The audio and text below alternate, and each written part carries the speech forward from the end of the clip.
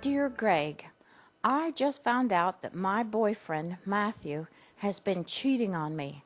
And it turns out that this cheating is a friend of mine who is cheating on her boyfriend, too. I want to choke him and then tear her hair out.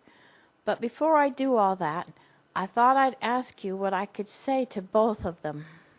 First, let's talk about what your boyfriend has done, and then we'll deal with the other woman. It's obvious that Matthew doesn't have enough real love in his life because he's trying to fill his emptiness with the praise, power, and pleasure he can get from another woman. His lack of real love started long before he met you. Almost certainly a lifetime of experiences with his parents, teachers, friends, and others. Nothing unusual about that. That's the case with the vast majority of people. Then he met you.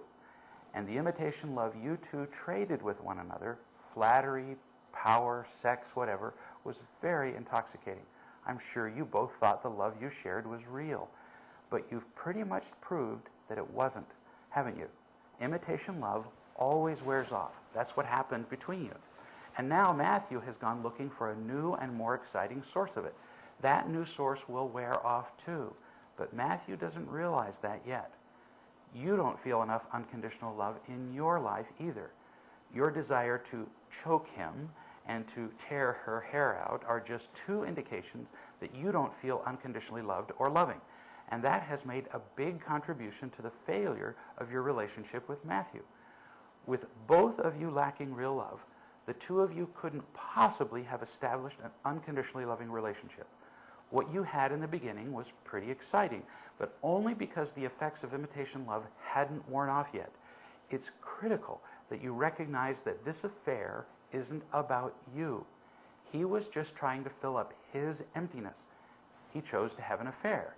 He could have chosen to spend more time at work, or drink alcohol, or take drugs, or any number of other things. It's all the same.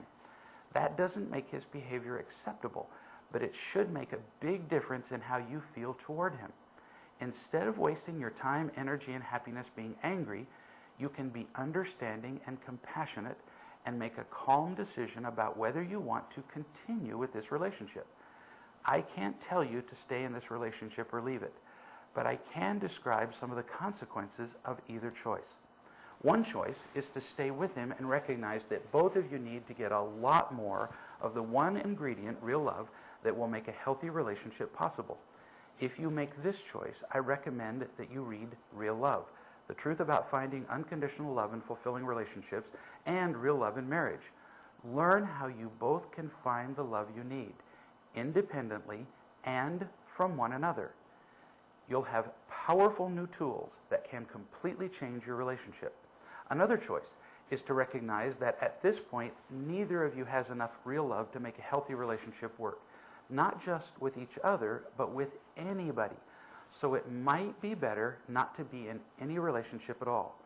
Unless you feel that this particular man is the only one on earth for you, it might be worth considering that it's often easier to first learn about real love and to find genuine happiness without the burden of someone who has already demonstrated that he or she can't be loving.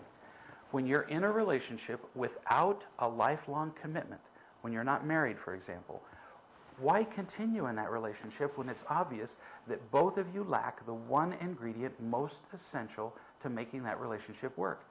Why not get what you need and start over? Learning to live life in a different way with real love can be like learning to climb a new mountain. Would you rather do that with or without a 100-pound pack on your back? Now, what should you say to the woman that he's been sleeping with? Absolutely nothing. Her behavior is absolutely irrelevant here. The real issues are understanding Matthew's behavior and making a decision about staying with him or leaving him, not what you can do to change her behavior. She is just a small detail in this whole business. She's an object he's using to make himself feel better. If she hadn't been there, he would have used someone or something else. Talking to her about this affair would make no more sense than for the wife of an alcoholic to call the Jack Daniels distillery and demand that they stop making whiskey. Focus on what matters. Remember, It's always about real love.